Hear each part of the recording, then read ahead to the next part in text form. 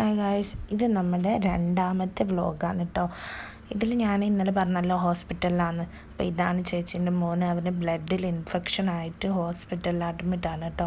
അപ്പോൾ അവിടെ നിന്നാണ് ഞാൻ ഇന്ന് കോളേജിൽ പോകുന്നത്. രാവിലെ എണീറ്റ് കുളിച്ചു. പിന്നെ അത് കഴിഞ്ഞതിന് ശേഷമാണ് പല്ല് തേക്കുന്നത്. കാരണം ചേച്ചി അപ്പോഴാണ് പേസ്റ്റ് കൊണ്ടുവന്നത്. പിന്നെ ഞാൻ ബ്രേക്ക്ഫാസ്റ്റൊക്കെ വേഗം കഴിച്ച് വെള്ളപ്പവും കുറുമക്കറിയും അത് കഴിച്ച് കഴിഞ്ഞ് പിന്നെ ബസ് വരാൻ വേണ്ടിയിട്ട് കുറച്ച് ടൈം ഉണ്ടായിരുന്നു. അതുവരെ ഹോസ്പിറ്റലിൽ നിന്നു. പിന്നെ ബസ് വരാനായെന്ന് പറഞ്ഞപ്പോൾ ഓടി.